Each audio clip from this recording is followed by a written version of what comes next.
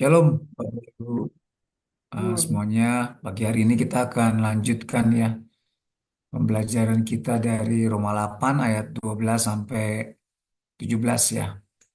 Oke, kita langsung ke pertanyaan pertama. Apakah maksudnya dalam Roma 8 12 bahwa kita adalah orang berhutang dan kepada siapa kita berhutang? Silakan Bapak Ibu yang mau uh, bantu jawab. Ibu ya Hmm. Pak ya gimana? Silakan Pak. Siapa Pak? Iya boleh Pak Wid, boleh. Oh ya, Pak David.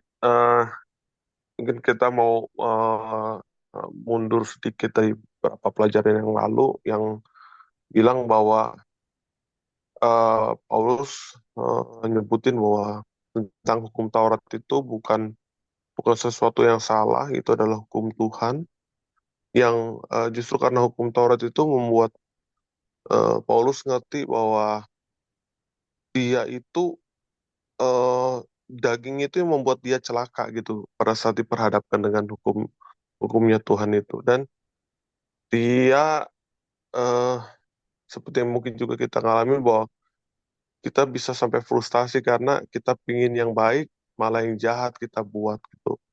Sampai akhirnya kita ngerti bahwa satu-satunya yang membuat kita bisa itu adalah di dalam Yesus yang memampukan kita untuk bisa menang lawan daging kita. Jadi pada saat Paulus bilang bahwa dia berhutang, dia punya kewajiban untuk hidup buat Kristus gitu.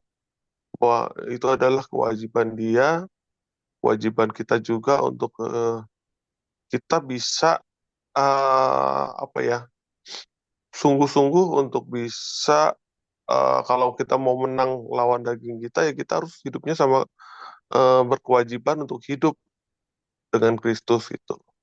Hmm. Eh, Kalau saya lihat yang kita baca dari Roma 8 itu di ayat mulai dari ayat 9 itu kan selalu dia ngomong jika gitu.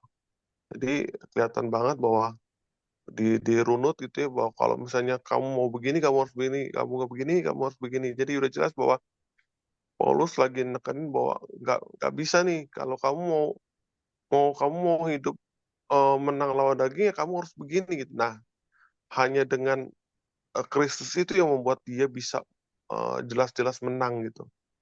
Hmm. Jadi dia bilang bahwa saya tuh berhutang atau berkewajiban untuk hidup di dalam Kristus. Itu Pak David kalau yang aku nangkep ya. Iya, jadi kita bukan um, berhutang kepada daging. Daging ya, Ya, kita Kumtarat. bukan berhutang kepada daging. Kita berhutang kepada Kristus. iya, ini. Saya kemarin ya di Malang ketemu satu hamba Tuhan ngobrol. Saya Hmm, kaget ya. Dia cerita semua. Dia bisnismen. hmm, Dia cerita kebaikan Tuhan semua gitu ya. Bagaimana bisnis dia. Semua cerita soal materi semua.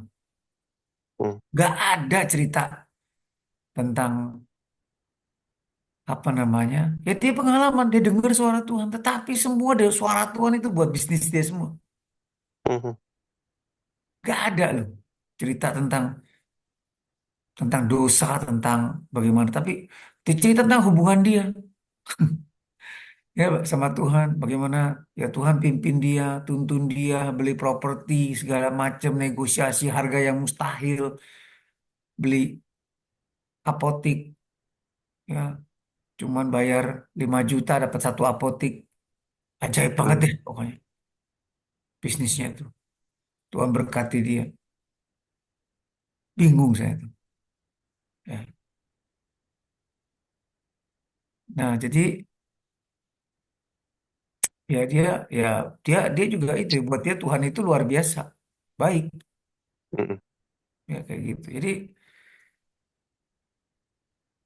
hmm, Gimana tuh ya orang kayak gitu ya? Maksud saya gini, eh, saya sempat pikir itu orang udah lahir baru belum? Menurut kamu, Wil? Jadi menurut Pak David gini melihatnya hanya dari satu sisi itu aja ya. Maksudnya? Tadi kayak Pak David kan cerita bahwa ceritanya itu kan hanya tentang Tuhan yang baik, istilahnya tentang berkat gitu kan. Iya. Hanya melihat dari sisi situ, nggak pernah mengkonfrontasi bagaimana Tuhan itu yang membuat dia bisa bebas daripada kehidupan dosa gitu. Seperti Hmm. itu nggak yang Pak David maksud? Iya. Jadi gini, kita bisa dia dia merasa dekat sama Tuhan, Karena diberkati.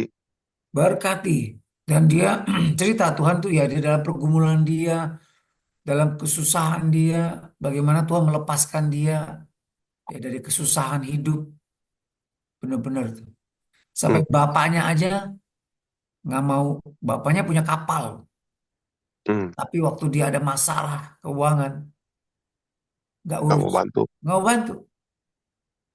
Bapaknya cuma bilang dari kecil, aku udah urus kamu, kasih kamu makan, kasih kamu sekolah. Sekarang kamu udah besar, udah kawin, ya kan? Apapun yang terjadi, urusan kamu. Ya, wah di situ dia terpukul. Ya, tapi Tuhan nggak tinggalin dia. Tuhan, ya ini, wah kesaksiannya banyak Hmm, semua.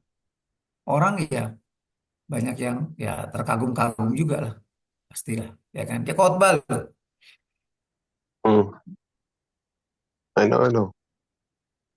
Ya, jadi ini pentingnya, ya makanya maksudnya gini loh, kita harus ingat, kita ini adalah orang-orang berhutang. Kalau enggak, Iya. kalau enggak, makanya saya saya sempat sempat ya sempat mikir ya, apa udah lahir baru ini orang? Iya bener. Ya. Jadi ingat Hmm, satu hal, kita ini orang-orang berhutang. Ya.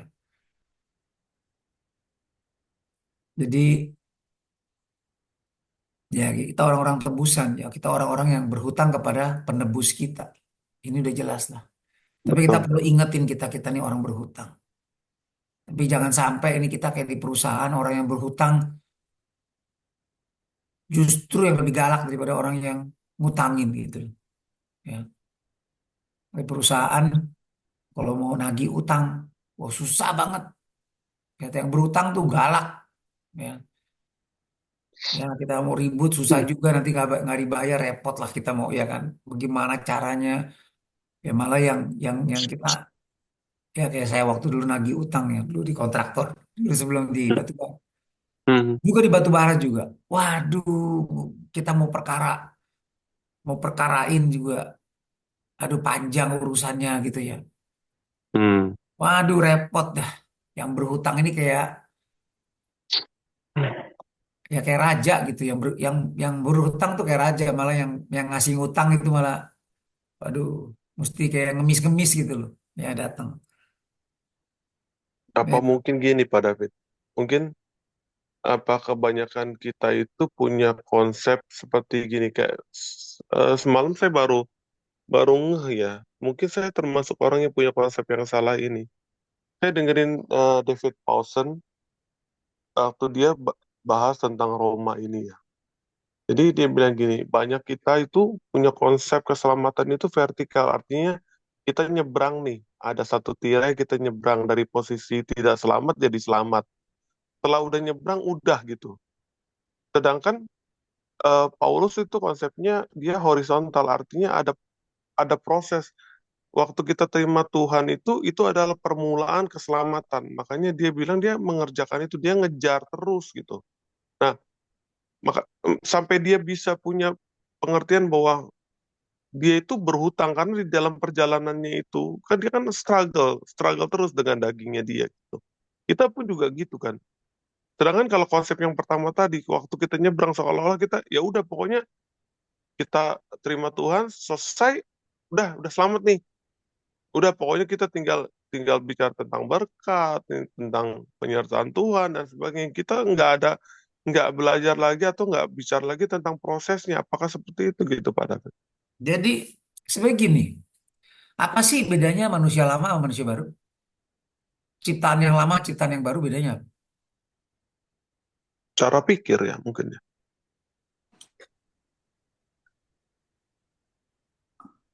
Manusia lama, nah saya mau bilang, makanya apakah itu dulu pendosa, sekarang udah nggak berdosa? Maksudnya dulu kayak penjudi, eh, eh, pornografi, terus kemudian eh, Tiba-tiba tidak lagi. sekarang udah nggak lagi, apa begitu? Enggak. Ya kan? Nah, justru fokusnya adalah begini, mau agama apapun juga. Jadi kalau dibilang setiap agama tuh ada orang-orang yang istilahnya sudah bertobat, artinya udah nyebrang, Ah, ya, nyebrang, hijrah. Kalau orang ya. Islam bilang, hijrah itu sudah berpindah, ya.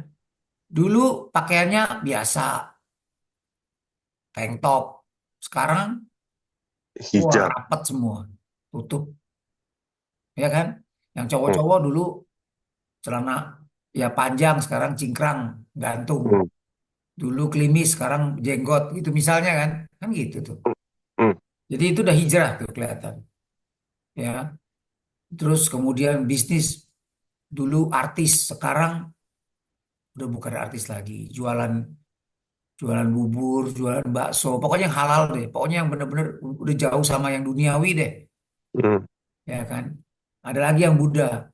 Begitu dia kayak teman saya, begitu dia bertobat menurut agama Buddha, dia hanya makan sayuran vegetarian. 20-an tahun lu sekarang dia udah makan hmm, hmm, vegetarian. Ya, dulunya minum, mabuk, makan daging apa ya makan. Terus kemudian karaoke dulu ya pokoknya dunia malam lah ya. Perempuan sekarang sejak dia apa pindah itu maksudnya jadi agama pemeluk agama Buddha yang saleh gitu ya. hmm, Wah, jadi family man, sayang istri, anak, bener-bener bapak yang baik di rumah deh. Ya, suami yang setia deh. Bukan cuma itu, dia pelayanan. Dia ngajar. Ajak orang-orang ke Taiwan, Buddha Seci. Dia ngajar. Bisnismen, bisnismen. Dia CEO loh, ya hmm, perusahaan. Terus kemudian dia juga apa namanya pelayanan di panti jompo. Mandiin orang-orang tua yang laki-laki ya tentunya ya. hmm, Kasih makan orang tua. Suapin, mandiin. Wah bener-bener bersihin kamarnya. Ya bapaknya aja dulu nggak pernah dirawat kayak gitu. Ya bayangin, saleh, baik. Nah apa itu ciptaan yang baru? Jadi kalau mau begitu mah bukan cuma Kristen doang, iya tapi betul. tetap itu manusia lama. Nah sekarang Betul, bedanya betul. apa manusia lama sama manusia baru?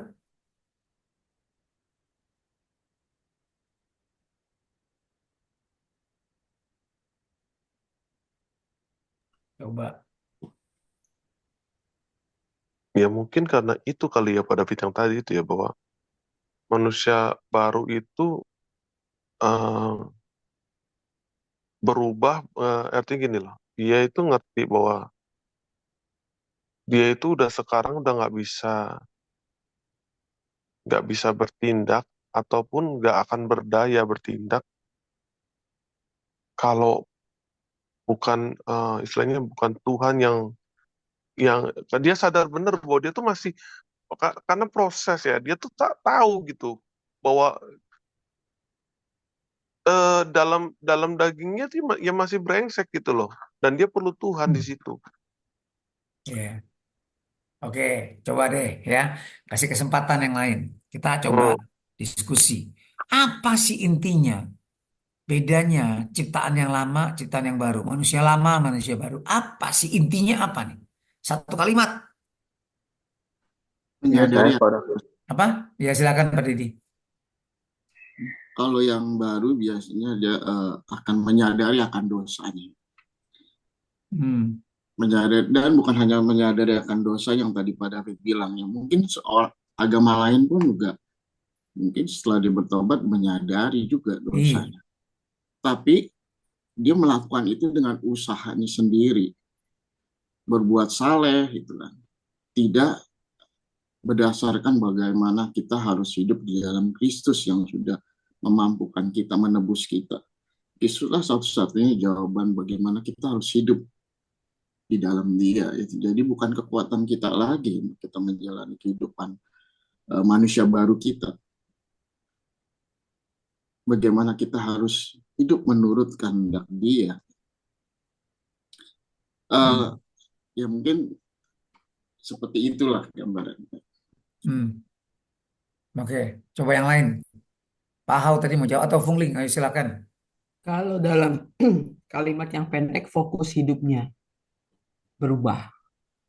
Hidupnya bukan diri dia lagi, tapi Kristus yang hidup di dalam dia. Dan disitulah dia menyadari dosa. Dia menyadari bahwa hidupnya itu bukan tentang dia, tapi tentang Tuhan. Itu sih, Pak. Mhm. Ya itu judul khotbah saya minggu ini. Oh, Hidup apa? Kristus di dalam saya. Jadi intinya bahwa eh, itu sebenarnya poinnya. Ya, hidupku bukannya aku lagi, tapi Kristus di dalam saya. Ya, dan hidupku yang kuhidupi di dalam daging ini adalah hidup di dalam iman kepada anak Allah. Jadi gini, benar. Jadi manusia lama cirinya begini. Untukku, untukku. Fokusnya aku. Gua, yang penting gua. Gua. Jadi kalau sudah berseberang, sudah nyebrang katanya, sudah selamat, tetapi fokusnya untukku, gua. Yang penting gua. Gua diberkati, gua untung.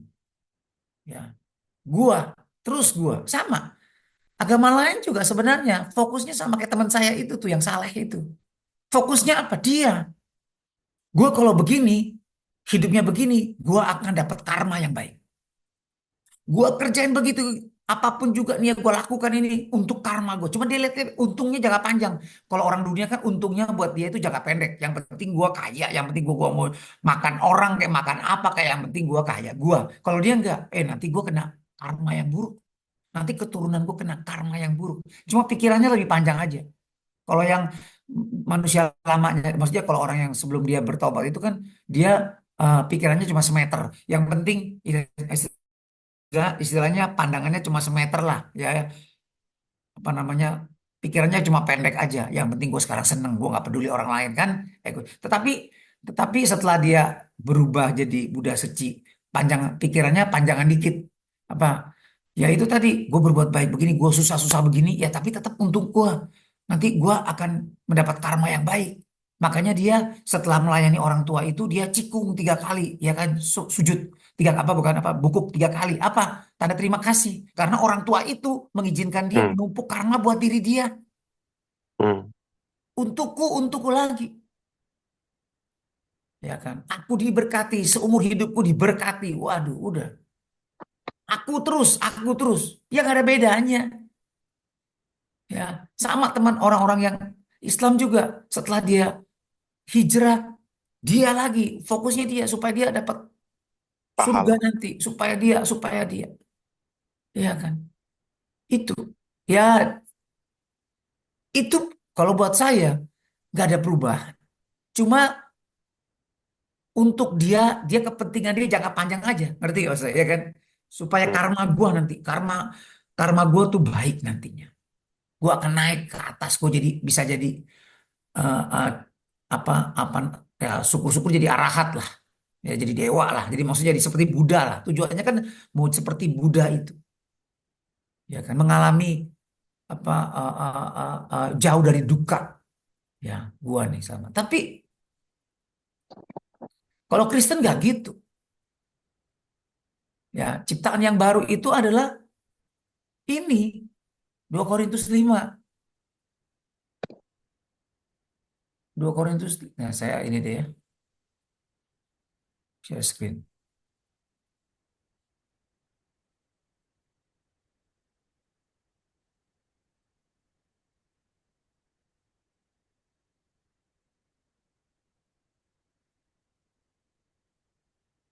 2 Korintus 5.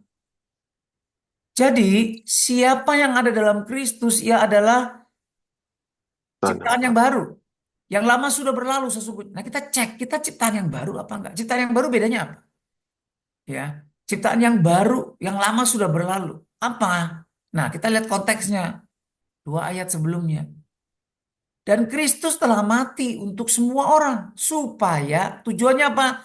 Supaya mereka yang hidup tidak lagi hidup untuk dirinya sendiri.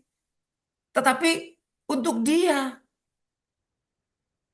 yang telah mati dan yang telah dibangkitkan untuk mereka. Ini loh kita sadarin itu. Kita ini berhutang sama Tuhan seumur hidup selama-lamanya. Dan mestinya kita very grateful, kita sangat bersyukur. Aduh benar-benar kita diselamatin. Gue ini manusia celaka. Kan Roma Hmm, 7 gitu kan. Aku ini manusia celaka. Siapa yang dapat menyelamatkan saya? Puji Tuhan Yesus. hmm, hmm. Dia. Jadi kita ini berhutang kepada dia. Dia penyelamat kita. Ya. Makanya kalau lihat di film-film begitu ada seorang hitam gitu yang badannya gede keker. Film apa tuh saya lupa tuh. Saya lupa itu Sinbad atau apa tuh ya. Apa apa gitu ya. Pokoknya film kayak gitu-gitu ya. Dia berhutang sama tuannya itu. Dia bela mati-matian. Kenapa? Mestinya dia udah mati. Karena diselamatin sama tuannya, dia rela mati, dia berhutang. Dia makanya setia banget. Setia kau, bukan setia kawan, dia setia sama tuannya. Ya, dia rela berkorban buat apa? Buat tuannya. Dia udah nggak mikirin diri dia lagi. Gue udah selesai, gue udah mati sebenarnya. Kalau nggak ada dia. Tapi karena dia, saya masih bisa hidup. Jadi sebenarnya hidupnya saya bukan buat saya lagi, buat dia. Jadi sekalipun saya rugi, no problem. Hmm, hmm, hmm. Ya kan? Nah ini artinya memikul kuk Yesus. Berarti sama dong. Ya, jadi hidupku bukannya, sorry, apa namanya? Eh, Marilah kepadaku semua yang letih lesu dan beban berat, aku akan memberikan kelegaan. Ya, pikulah kuk yang kupasang. Itu bicara soal menjadi budak seumur hidup yang rela, ya kan? Bukan budak cuma 7 tahun, habis itu merdeka karena dia Hmm, hmm, hmm. ini, tetapi dia menyerahkan hidupnya. Karena ternyata hidup gua walaupun bebas, ternyata lebih susah. Mendingan gue jadi budaknya Tuhan saya ini, Tuhan saya ini. Makanya saya hidup, serahkan hidup saya. Dan budak yang kayak begini, ya dia sebenarnya bukan mengharapkan warisan, tapi dia mengharapkan ya Tuhan saya ini luar biasa baiknya sama saya. Hmm. Jadi saya mau melayani dia seumur hidup saya. Tapi akibatnya apa? Dia akan mendapat juga warisan. Dia Warisan. dianggap sebagai milik tuannya, harta tuannya. Ya jadi hidup yang baru adalah untuk dia yang telah mati dan telah dibangkitkan untuk mereka. Pak David, berarti Hmm, yang di Roma 8 ayat 17 itu bicara hal yang sama dong ya dengan 2 Korintus tadi ya. Roma, 8 ayat 17. iya. Nah ini, dan jika adalah anak, iya, maka kita adalah ahli waris. Maksudnya adalah orang-orang yang berhak menerima. Iya, kalau Betul. kita menderita bersama-sama dengan dia. Iya. Kalau Hmm. enggak ya, enggak lah. Iya gitu. Jadi Iya. eh, kembali nomor satu, kita adalah orang-orang yang berhutang, tapi bukan kepada daging. Dulu memang kita adalah hamba, budak daging, hawa nafsu kita. Tapi jangan sampai kita setelah bertobat juga kita budak hawa nafsu kita. Untukku, gitu. Ngerti nggak maksud saya? Gue pengen Hmm, begini. hmm. Jadi Tuhan alatnya kita untuk mencapai keinginan kita gitu loh. Gawat, lebih gawat lagi tuh, celaka tuh. Dulu kita nggak pakai Tuhan, pakai kekuatan sendiri. Sekarang pakai kekuatan Tuhan untuk mencari keuntungan buat kita. Waduh, lebih gawat lagi nih sekarang nih. Bukan dipakai Tuhan, tapi memakai Tuhan untuk mencapai keinginan dia. Hmm, hmm. Hebat kan? Waduh, saya kaget loh. Tapi kelihatannya ya saleh, baik. Family man. Tetapi ngomongannya tuh bisnis terus. Sambil makan tuh cerita bagaimana dia dapat bisnis ini, dapat tanah ini. Harganya murah di tengah kota.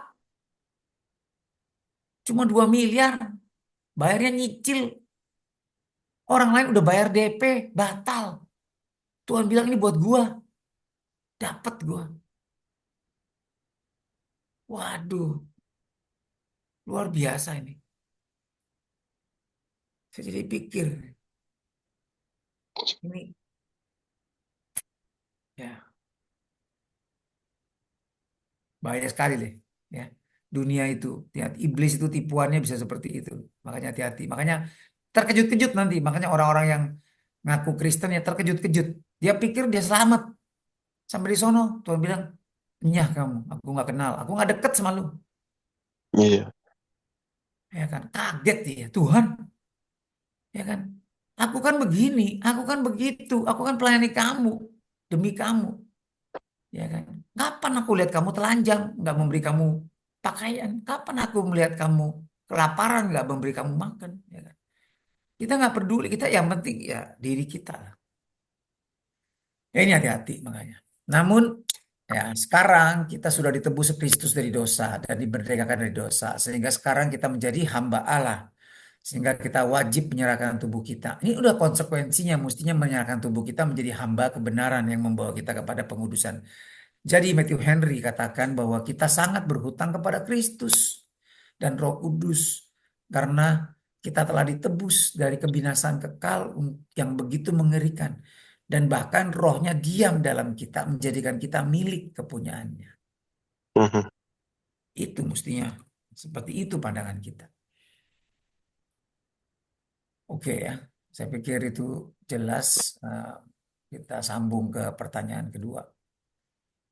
Oleh roh kamu mematikan perbuatan-perbuatan tubuhmu, kamu akan hidup. Bagaimana caranya? Oleh eh, apa? Oleh roh kita mematikan perbuatan-perbuatan tubuh atau daging kita. Di mana?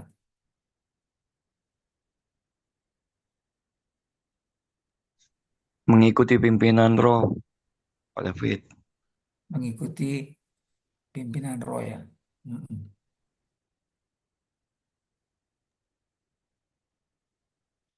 Gimana caranya itu?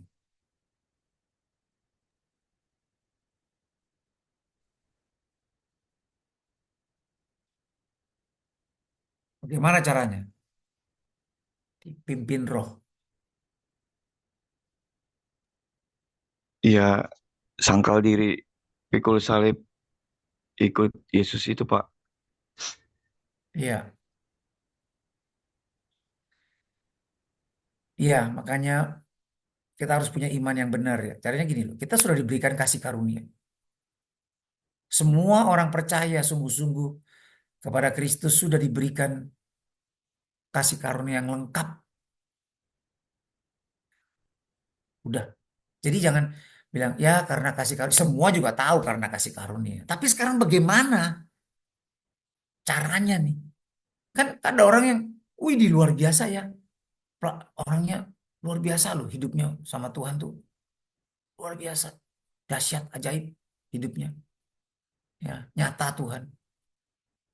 Bukannya berarti, oh ya dia punya kasih karunia emang luar biasa. Ya sama, kita juga punya kasih karunia yang sama sama dia. Cuma kenapa beda? Kenapa kita biasa-biasa aja? Kok dia luar biasa? Bedanya apa? Jadi jangan untuk mengenal Tuhan kita butuh kasih karunia. Ya iya semua orang juga tahu. Tahu nggak kamu juga punya kasih karunia yang sama. Tapi kenapa kamu nggak kayak dia? Ah, jawabannya bukan dikasih karunia lagi. Tapi bedanya apa? Kita sama dia. Bedanya kita nggak sungguh-sungguh berusaha. Itu kata Petrus tuh. 2 Petrus. Ya, 2 Petrus. Ini saya cuma agak intermezzo doang dikit ya. Bukan begitu. Roma nggak ngomong begitu. Roma ngomong yang lain. Tapi intinya tinggal sekarang bagian kita. Jangan bilang kasih karunia lagi. Memang kita semua juga tahu kalau bukan kasih karunia nggak mungkin kita selamat. Dan waktu kita selamat, waktu kita percaya, Kita ini diberikan kasih karunia yang lengkap. Nih, ayatnya nih. Ini Bapak Ibu lihat nggak nih? 2 Petrus 1:3 nih. Kelihatan nggak isword saya? Kelihatan. Oke, nah karena kuasa ilahinya telah menganugerahkan kepada kita segala sesuatu yang berguna untuk hidup yang saleh. Oleh pengenalan kita akan Dia yang telah memanggil kita oleh kuasanya yang mulia dan ajaib. Dengan jalan itu, Ia telah menganugerahkan kepada kita janji-janji, bukan janji-janji sorga, janji-janji yang berharga dan sangat besar, supaya olehnya apa? Dua, kita semua sudah diberi kasih karunia, sehingga kita bisa dua hal. Boleh mengambil bagian dalam kodrat ilahi. Ya, artinya apa? Kita diberikan bagian kemampuan atau anugerah sehingga kita boleh serupa Kristus nanti.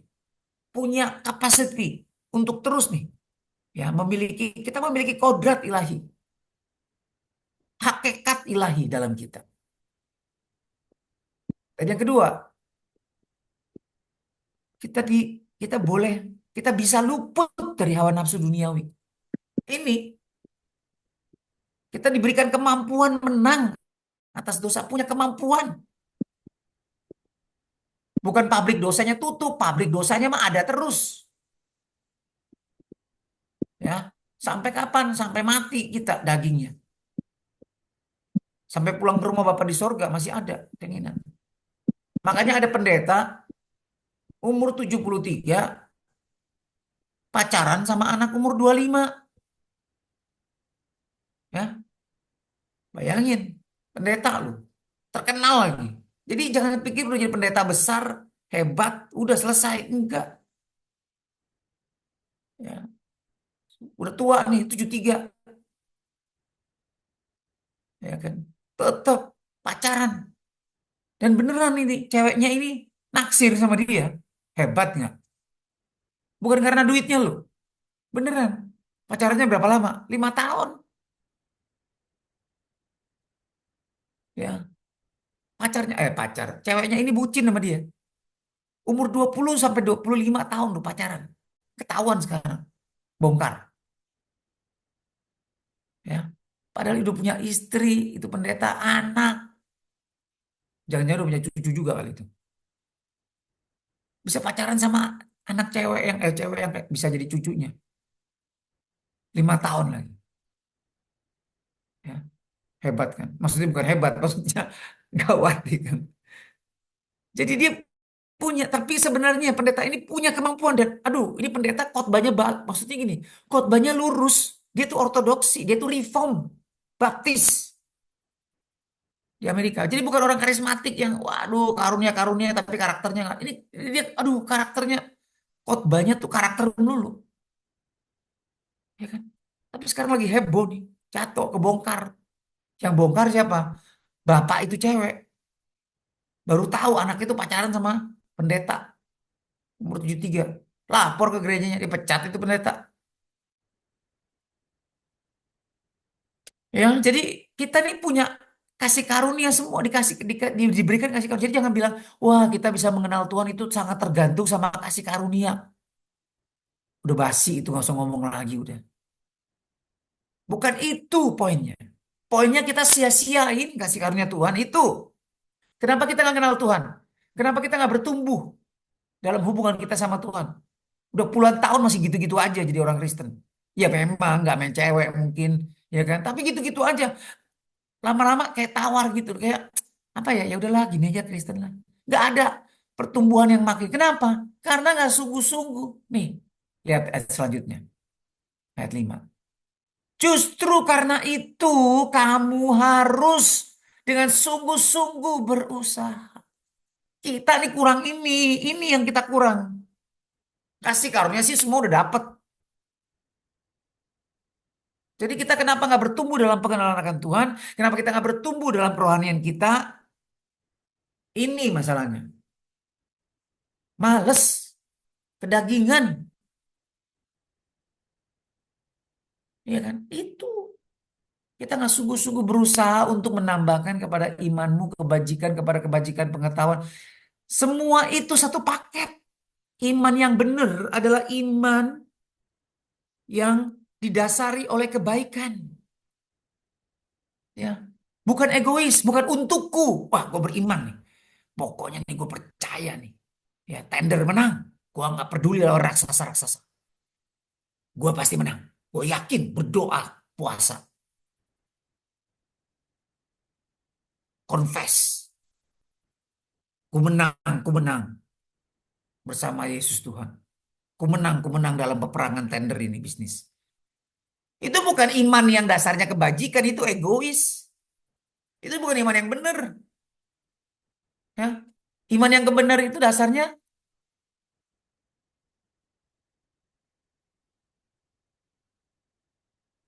virtue sebenarnya itu. Apa tuh? Punya pengendalian diri, bukan nafsu, enggak. Waduh, waduh nafsu, waduh, pokoknya gue mesti menang, apapun yang terjadi menang. Punya pengendalian diri, self control.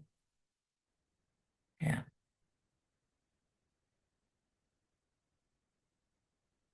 Jadi iman yang benar, sorry, dasarnya sorry, virtue. Oh iya, makanya saya bingung kok virtue. Arete, moral goodness, siap ngalah. Iman yang benar itu enggak, bukan yang penting gue. 1.000 rebah di sisi kiri, 10.000 rebah di sisi, yang penting gue selamat. Ya, memang bisa kita selamat, tapi bukan itu. Nggak apa, kita pikirin orang lain juga, kesusahan orang lain juga, nggak egois. Ya, itu maksudnya moral goodness. Ya, suci hatinya, purity, murni. Ya, moral excellence khususnya. Jadi iman yang benar itu dasarnya ini, moral excellence, baik. Tapi bukan cuma baik doang. Kalau baik doang bisa dikerjain orang, dimanfaatin orang. Tapi juga iman yang benar itu dasarnya juga punya pengetahuan yang benar. Gnosis tentang ya kebenaran firman Tuhan. Tapi kebenaran aja sampai di situ aja bikin kita sombong. Tapi ditambahkan juga dengan apa? Penguasaan diri, self control. Penguasaan diri bukan semalam bisa langsung menguasai diri. Perlu latihan terus. Perlu apa? Ketekunan, kesabaran, ya, ketahanan, endurance.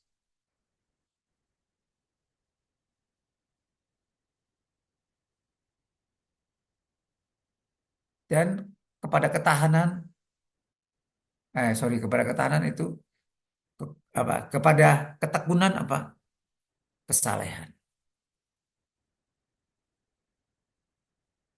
Ya, Yosebia. Dan pada kesalehan kasih. Ya. Nah, jadi intinya kalau apabila semuanya itu ada padamu dengan berlimpah-limpah, 7 hal itu, iman yang benar itu adalah punya 7 ciri atau 7 dasar.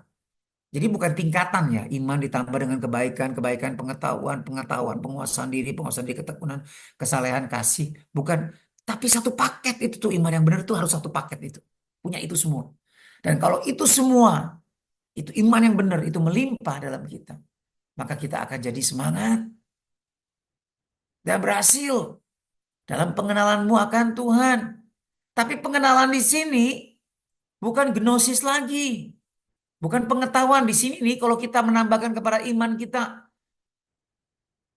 kebaikan dan kepada kebaikan pengetahuan, pengetahuan sini gnosis. Tetapi di sini bukan pengetahuan lagi, tetapi epignosis.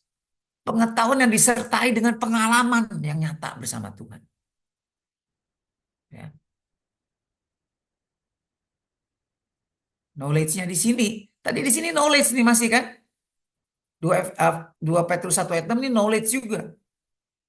Ya kan kita harus tambahin kepada iman kebaikan, kepada kebaikan juga pengetahuan akan firman.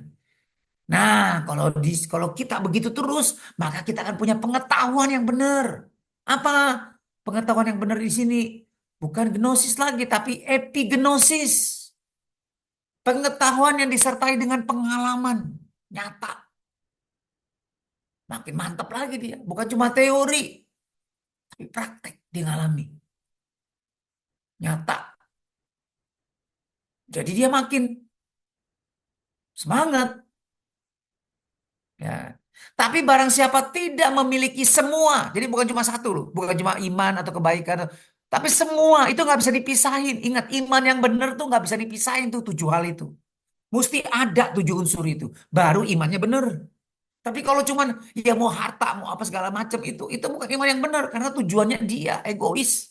Itu nggak baik namanya. Fondasinya nggak benar. Bangunannya sih tinggi, tapi fondasinya nggak benar. Ada badai, rusak, rubuh. Akibatnya apa? Kalau dia nggak punya iman yang benar, ia menjadi buta dan picik, sempit pikirannya. Dia lupa dosa-dosanya dulu telah dihapuskan. Omongannya selangit. Lupa bahwa dia itu orang yang malang, celaka. Kayak gitu. Bahaya loh. Tertipu itu. Ya. Oke, jadi jawabannya nomor 2. Ya oleh roh kita mematikan perbuatan-perbuatan itu. Iya betul. Ya. Caranya gimana? Ada yang mau bantu jawab? Berarti ya, Mbak David, Ya. itu berarti harus kita sadar diri ya. Karena tanpa kita hidup oleh roh, kita tidak bisa hidup benar Nah, gitu ya. betul betul. Hidup oleh roh betul. Caranya hidup oleh roh bagaimana? Atau kita, ini Pak David, menyalibkan daging setiap hari ya. Iya. Harus terus percaya Tapi kalau Tuhan. dari Roma Nah, ini apa poinnya nih?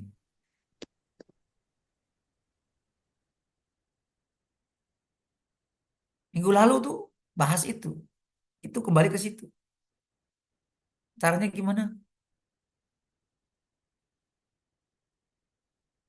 Oleh roh kita mematikan perbuatan daging. Bagaimana oleh roh dengan kekuatan roh ini bagaimana caranya? Prakteknya. Lalu yang ayat sebelumnya memikirkan hal-hal yang dari roh. Betul. Itu. Jadi pikiran kita yang kita jaga. Kalau enggak ya susah deh. Kalau kita pikirannya kita nggak jaga, kita menyangkal diri, susah loh.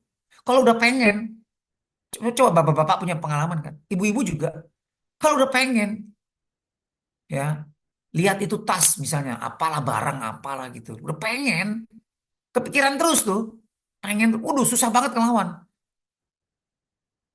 Kebayang-bayang terus, aduh kalau udah lihat begitu, udah pengen, udah susah ngelawannya.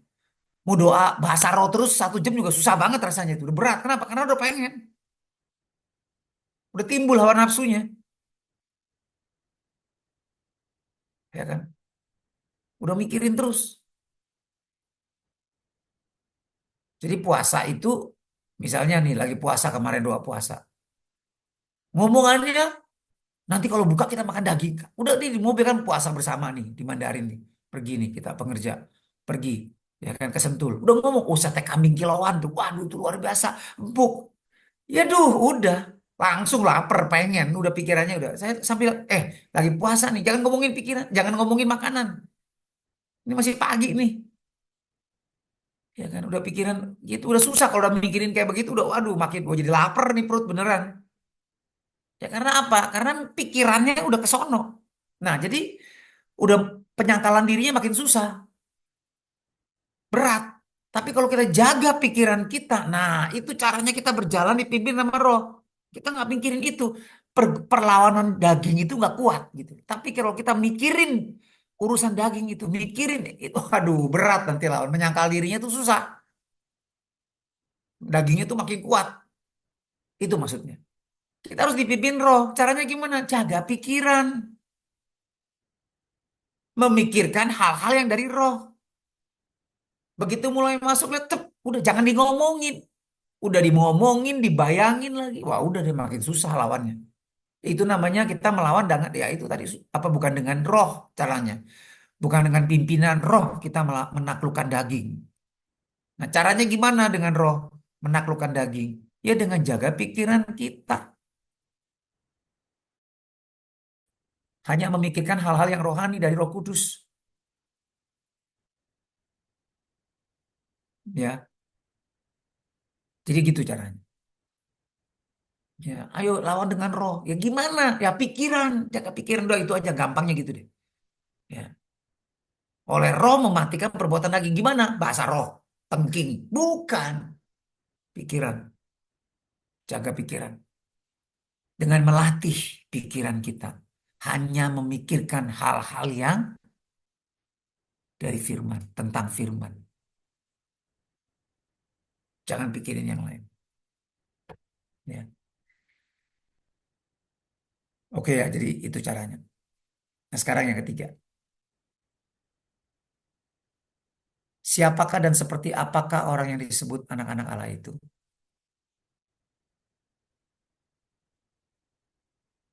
Kalau ada mau tanya silakan ya. Ambil jalan. Nomor tiga. Siapakah dan seperti apa orang-orang yang disebut anak-anak Allah itu?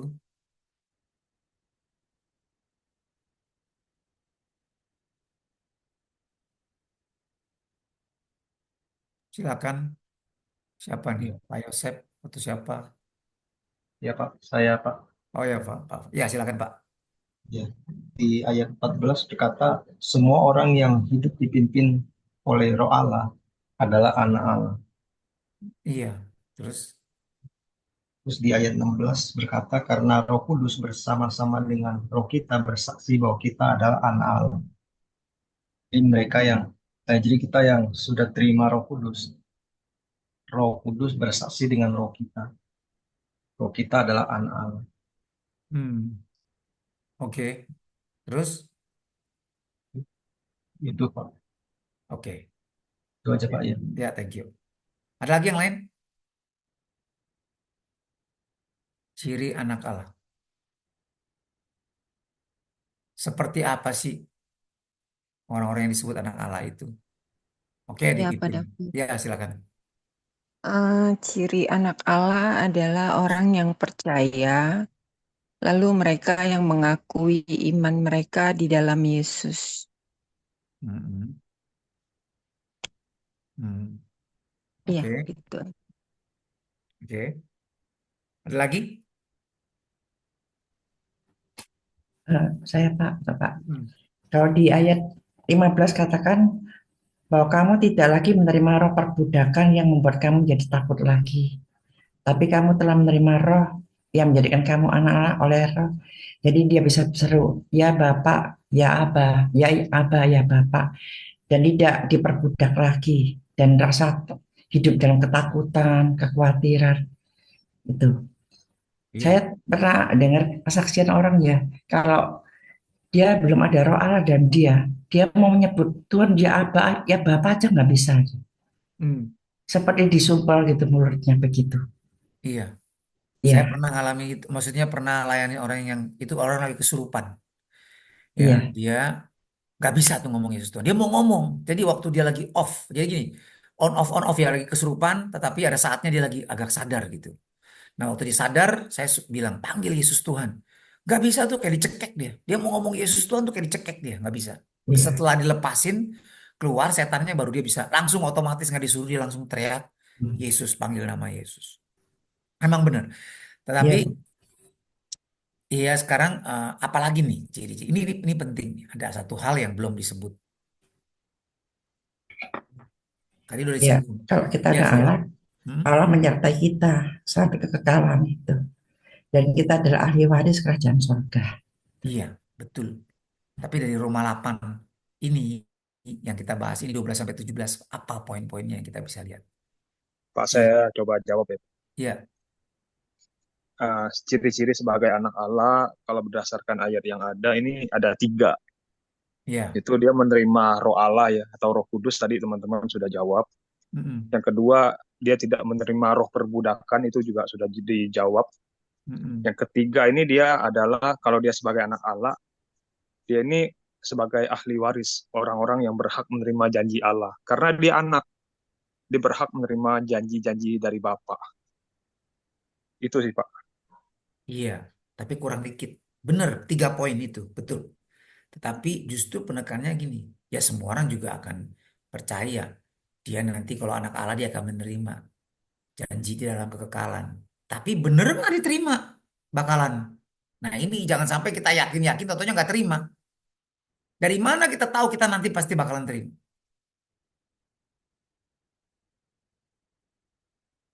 Sekarang nih udah kelihatan kita. Orang Kristen, ya oke lah kita bisa bilang, wah saya percaya Roh Kudus di dalam saya. Saya dipimpin sama Roh Tuhan. Ya oke. Tapi ada ciri yang ketiga. Dia akan menerima janji Allah. Ya nanti. Tapi sekarang buktinya apa bahwa kamu nanti akan menerima janji Allah? Kelihatan tuh. Manifestasinya sekarang tuh kelihatan. Jika apa? Kita mau menderita bersama Kristus. Yes. Kalau kamu nggak mau menderita, kamu menderitanya apa sama Tuhan? Apa? Buktinya apa? Baru pelayanan capek dikit komplain, ngeluh. Belum keluar darah. Disalahpahamin, baperan, ngambek. Ya kan? Nyalain orang. Apaan tuh pemimpin kayak gitu tuh? Masa gue diginiin, masa gue digituin? Udah komplain. Belum berdarah loh menderita bersama Kristus. Ya kan? Udah ngeluh, ngambek, mundur pelayanan. Males. Ya kan? Saat teduh, belajar firman aja males kok. Belum menderita sama Kristus. Belajar Alkitab aja males. Bilang alasannya banyak segudang. Ya kan? Itu poinnya. Jadi cirinya yang pertama betul. Orang yang dipimpin roh Allah. Anak-anak Allah itu dipimpin roh Allah. Ya kan? Karena roh Allah berdiam dalam dirinya. Caranya gimana dipimpin roh Allah? Pikirannya. Jaga pikirannya. Tahu dari mana pikirannya benar? Ngomongannya. Kalau orang yang suka ngebecanda, ngomongannya ngaco, ngomongannya yang aduh, nyerempet-nyerempet, ini pasti pikirannya nggak bener nih. Pasti kedagingan itu orang. Dari omongannya ketahuan. Dari matanya kelihatan. Kalau matanya pancalongok, larak lirik, mata keranjang, udah nggak bener itu. Bukan dipimpin roh Allah lagi tuh, udah pasti. Jadi ciri-cirinya ini loh kita harus lihat. Dipimpin roh Allah, buktinya apa? Pikiran lu apa? Dikuasai kekhawatiran, dikuasai kebencian, dikuasai sakit hati, minder, baperan, nah gitu. Oh itu bukan dipimpin roh Allah namanya. Dipimpin kedagingan. Kedua, orang yang sungguh-sungguh percaya kepada Kristus memiliki kesaksian dalam. Nah ini dia, nggak usah diyakin-yakinin. Gue yakin, saya punya keyakinan saya kalah kok. Bukan karena ikut pelajaran jaminan orang percaya atau jaminan hidup kekal. Lalu kita percaya deh. Kamu jangan ragu lagi. Ayo kamu percaya deh. Kamu percaya Yesus Tuhan kan? Iya percaya. Kamu kamu tuh anak Allah. Pasti selamat kamu. Percaya. Ya. Oh iya deh, iya deh. Enggak begitu. Ada kesaksian batin. Enggak, saya yakin kok. Apapun orang bilang, ah lu gak bakalan selamat lah model kalau enggak. Gue yakin. Bukan karena ikut pelajaran itu, bukan. Bukan diyakin-yakinin, bukan. Tapi ada kesaksian batin. Berasa di dalam. Enggak, Tuhan Bapa saya. Saya percaya. Tuhan mengasihi saya. Dan saya juga mengasihi Tuhan. Ada kesaksian di dalam diri saya, batin saya. Ya, bahwa saya anak Allah. Kayak waktu anak saya pernah cerita kan. Dia sedih. Dia bilang sama aku, Papa, aku rasanya kayak ampas nih. Ya, udah disuruh nggak belajar, nggak kerja waktu kuliah. Mata kuliah satu itu jeblok.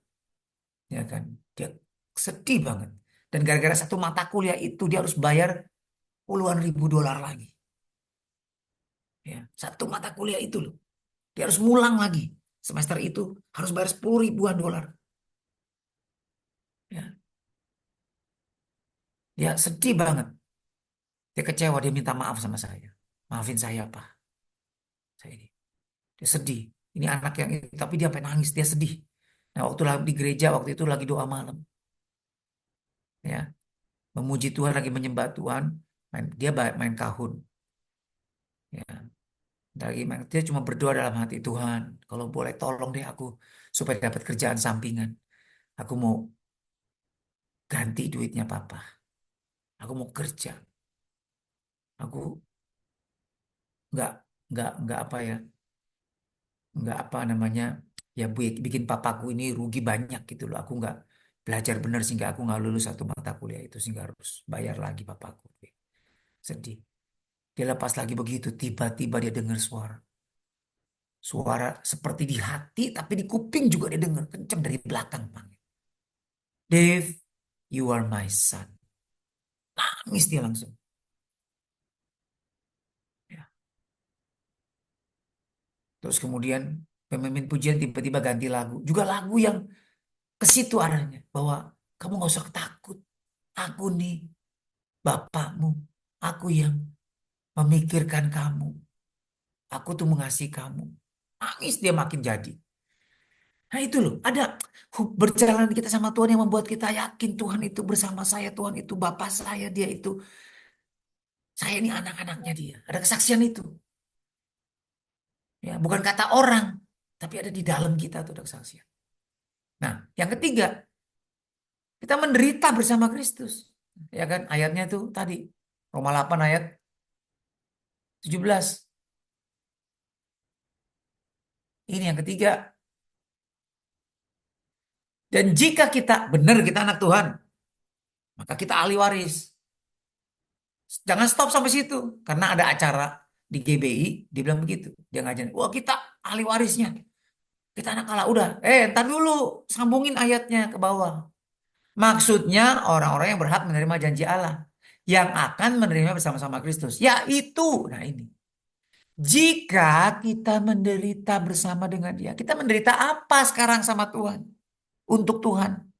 Karena Tuhan kita menderita. Apa cuma enak-enak doang? Yang kita alami sekarang. Kita menderita apa? Kita menderita kesusahan apa? Kita sudah berkorban apa buat Tuhan? Untuk Tuhan, karena Tuhan. Kita korbanin nggak kesenangan kita? Waktu kita, kenyamanan kita. Buat belajar. Ya kan? Menyangkal diri. Apa pengorbanan kita? Pelayanan kita seperti apa? Yang sudah kita korbankan. Makanya saya salut sama Jason tuh. Pergi ke Watu Bambang. Ya. Gak banyak cincong. Dia tinggalin kenyamanan sampai situ 6 bulan. Waduh, saya salut sama dia. Ya, mau menderita begitu. Salut saya sama Jason. Ya, itu anak youth itu kan. Dia bukan orang yang susah. Maksudnya secara materi bagaimana. Tapi dia mau tinggalin. Ya saya tanya, kamu mau ke situ gimana? Saya kan arsitek nih katanya. Saya mau coba di situ. Apa yang saya bisa lakukan di situ. Dengan kebisaan saya mau berikan buat Tuhan. Salut saya. Nah, itu menderita tuh bersama-sama dengan dia. Ntar pulang turun ke Tarongko mesti jalan kaki 3 hari. Ya kan gak ada helikopter. Itu salut saya. Ya. Nah, tapi bukan cuma itu, bukan cuma ke Watu Bambang doang baru menderita ya kan. Banyak dalam hidup kita kan. Kita mengorbankan hobi kita, kesenangan kita demi ya, kita punya waktu buat hal-hal yang lebih penting bernilai. Ya, entah bersekutu, entah doa, entah belajar firman, entah pelayanan, entah apapun. Kita tinggalin kesenangan kita. Nah, itu menderita bersama dengan dia. Ya banyaklah. Ya, hal-hal yang lain. Kita nggak foya-foya duit kita demi kesenangan kita nggak, tapi kita pakai buat melayani misi misalnya apapun lah, ya kan? Itu kan pengorbanan, itu menderita. Mestinya gue punya duit, gue bisa jalan-jalan kemana-mana gitu misalnya, happy-happy. Tapi enggak Tuhan, aku mau pakai ini buat pelayanan. Nah itu menderita bersama Kristus. Banyak lagi hal. Ya. Jadi intinya kita jadi Kristen, jadi anak Tuhan bukan supaya, tapi karena Tuhan saya begini. Karena Tuhan saya begini. Karena Tuhan. Itu yang benar. Ya. Maka kita akan sungguh-sungguh epignosis dengan Tuhan. Kita akan punya pengetahuan dengan bukti. Ya. Bukan cuma teori, tapi kita alami benar-benar hadirnya Tuhan dalam hidup kita. Ya. Amin. Oke. Kesimpulannya, apa yang didapat dari firman Tuhan ini? Satu, orang Kristen adalah orang yang ditebus Kristus dari budak dosa. Nanti aja baca deh ya. Tapi masing-masing kita coba catat apa nih yang paling berkesan. Coba satu orang, ada nggak? Dari Roma 8, 12, 17 ini apa yang didapat? Sebelum kita tutup dalam doa. Apa yang berkesan dari Roma 8, 12, 17 ini? Silakan. Pak, saya coba jawab, Pak. Ini, Ya. bahwa kesimpulannya di sini bahwa orang percaya tidak lagi berhutang apa-apa pada kehidupan lama, tapi hidup di dalam roh, ya. Punya kewajiban hidup bagi Tuhan, karena kita sudah ditebus oleh Tuhan Yesus.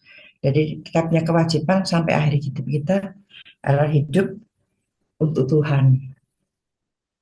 Orang percaya harus memutuskan setiap hari apakah akan menyerah kepada keinginan dosa atau tabiat ilahi, karena untuk pakai kasih karunia udah ada, tapi harus ada keputusan. Apa ayat ini bisa dipakai enggak? Lukas 12:57, Pak. Lukas, Tidakkah kamu bisa mengambil putusan dari dirimu sendiri? Bisa enggak itu? Lukas 12. 12:57. Dan mengapakah engkau juga tidak memutuskan sendiri apa yang benar? Apa ada kaitannya enggak kalau kita ngambil putusan itu pakai ayat ini, Pak? Nah, kenapa kita nggak bisa memutuskan sendiri dengan benar? Banyak maksudnya orang Kristen, ya jangankan orang biasa, pendeta ambil keputusan yang salah. Ya kan? Karena ngomongannya, karena kelakuannya masuk penjara akhirnya, dituntut. Ya kan? Dilaporin ke polisi. Karena ngomongannya, Iya. ya kan? Ngejek orang lain, agama lain. Bisa dilaporin polisi, rame-rame, digeruduk. Ya kan? Terus dia bilang, oh nggak apa-apa, pendeta juga manusia bisa salah. Nanti yang penting semangat. Loh kenapa? Dia salah melulu gitu loh. Sering salahnya, salah ngomong. Ya kan? Kelakuannya salah lagi. Ya. Ditanya, kok pakai jam mahal sih tuh? Pakai jam Rolex mahal, kenapa? Kan mestinya sederhana hamba Tuhan. Ya habis dikasih gimana? Boleh nggak pendeta dikasih sama jam Rolex? Kok terima? Pejabat aja nggak boleh terima gratifikasi kok.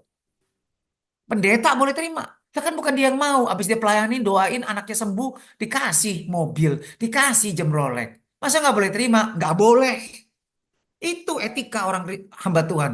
Nggak pantas. Kenapa? Karena nanti kalau dalam pelayanan, lalu orang itu bilang, waktu dia lagi ada pelayanan kedukaan, ini saya ngomong sama satu pendeta. Saya bilang nggak boleh Pak. Itu etika Kristen. Loh kenapa nggak boleh? Kan orang kita orang mau memberkati kita. Ya ini orang nggak bisa ambil keputusan yang benar namanya. Kenapa? Karena hatinya nggak benar pendeta itu. Kalau dia serupa dengan dunia. Nah makanya ini pembaharuan budi Roma 12 ayat 2. Lebih tepat ke Roma 12 ayat 2. Kita ini semua orang berhutang, tapi banyak yang nggak merasa berhutang. Itu poinnya. Kita ini berhutang kepada Tuhan, semua orang juga tahu. Tapi nggak merasa berhutang, sama tuh kayak orang-orang di kantor tuh. Bisnis, ya kan? Punya utang, tapi nggak merasa berhutang. Malah yang ngutangin yang setengah mati, nguber-nguber. Kayaknya dia yang punya utang. Sorry yang saya nggak sempet ya, saya mau pergi nih. Aduh, Pak, gimana Pak bayar? Kan udah janji minggu ini. Oh sorry Pak, saya lagi ada urusan nih. Saya mau ketemu pejabat ini gini-gini. Aduh. Jadi kapan Pak? Nanti deh. Saya kontak ya. Aduh, gimana coba? Kita ngomel. Lu marah-marah sih lu? Loh iyalah, habis bapak nggak bayar-bayar. Ya udah, kamu tahu lah apa lo. Waduh, lebih galak dia. Repot. Dia berhutang, tapi nggak merasa berhutang. Ini orang Kristen begitu, Bu. Ya. Kenapa orang Kristen nggak bisa memutuskan benar? Karena serupa dengan dunia. Makanya Roma 12 ayat 2 bilang, janganlah kamu menjadi serupa dengan dunia. Kenapa? Ya itu tadi. Nggak memperbarui pikiran dia. Pikirannya nggak benar. Nggak sadar. Makanya putusannya salah melulu. Ya kan? Saya bilang nggak pantas. Kalau kamu punya Alphard dikasih orang, punya jam Rolex dikasih orang itu. Nanti waktu kamu mau pelayanan kedukaan, ada pekerja kamu yang meninggal, anak-anaknya sedih, istrinya sedih, dan kamu harus khotbah di situ. Tiba-tiba nih orang kaya yang kasih kamu jam Rolex dan Alphard ini bilang, Pak, anak saya ulang tahun, Pak, tolong Pak, datang ke rumah saya ya, khotbah ya di rumah saya. Aduh, gimana ya? Saya mesti pelayanan kedukaan. Baru mau ngomong, sorry ya nggak bisa pelayanan kedukaan. Begitu mau ngomong, langsung pikirannya Alphard, Rolex. Nggak berani ngomong. Iya deh Pak, oke Pak.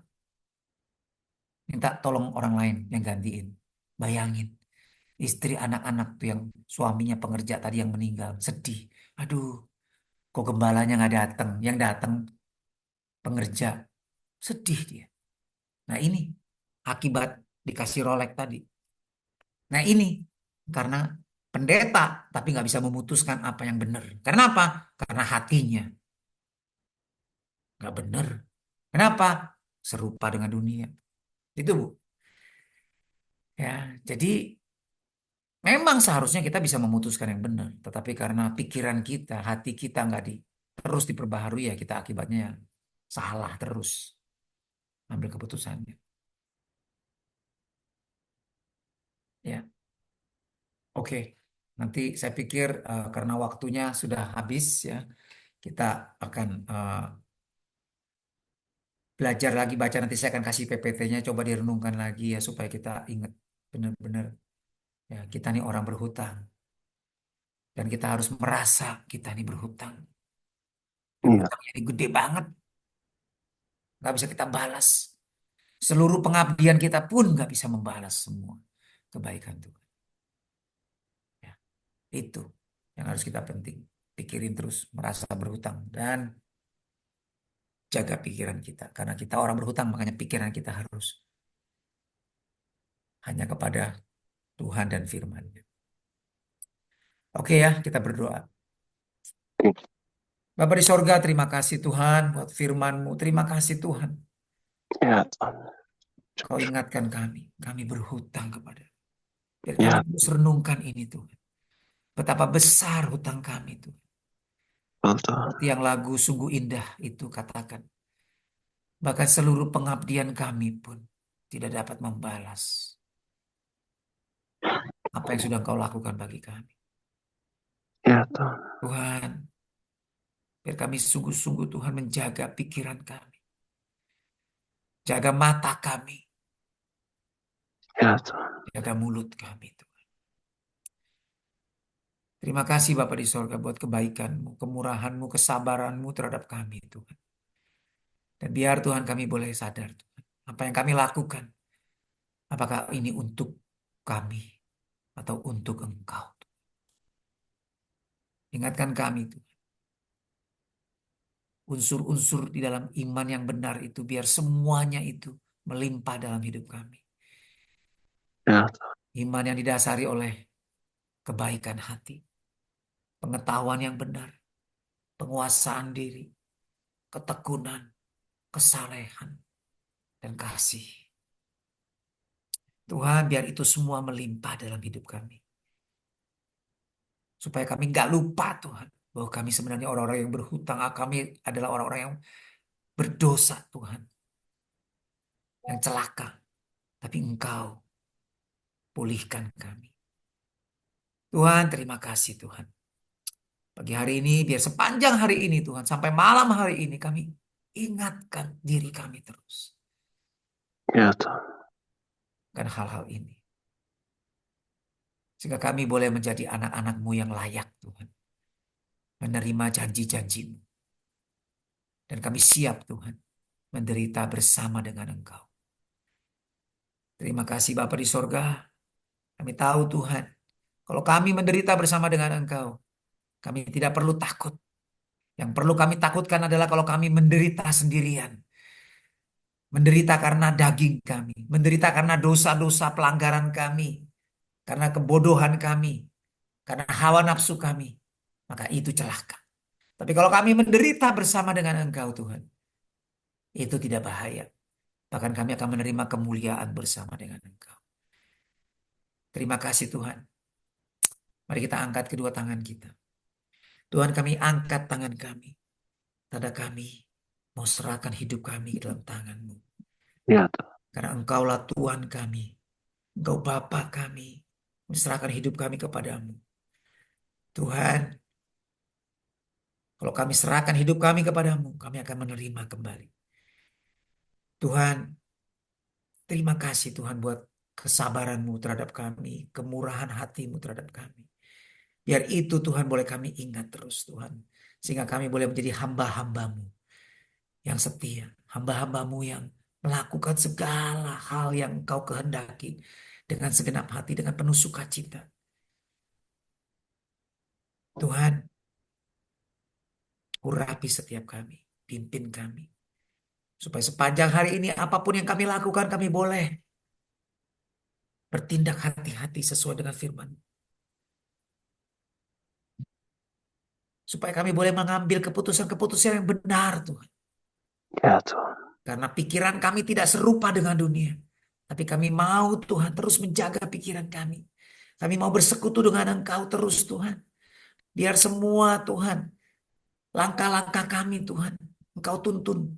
Biar roh-Mu Tuhan terus berbicara kepada kami. Kami mau Tuhan jaga hati kami, pikiran kami untuk terus Tuhan peka kepada tuntunan-Mu. Kami tidak mau mengeraskan hati kami. Kami percaya Tuhan kalau kami punya hati seperti itu, Engkau tidak akan membiarkan kami sendirian. Engkau tidak akan Tuhan diam. Engkau pasti Tuhan akan menuntun kami entah ke kiri entah ke kanan. Tuhan, berbicaralah kepada kami. Karena kami adalah anak-anak.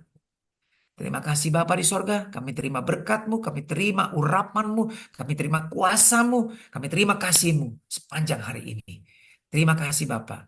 Di dalam nama Yesus kami berdoa dan terima jawaban doa kami. Amin. Thank you Pak David. Thank you. God bless Terima ya. kasih Pak David. Oke, God bless. Terima kasih Pak David, Ya, juga baik. Pak Untung, dan lainnya. Tuhan berkati.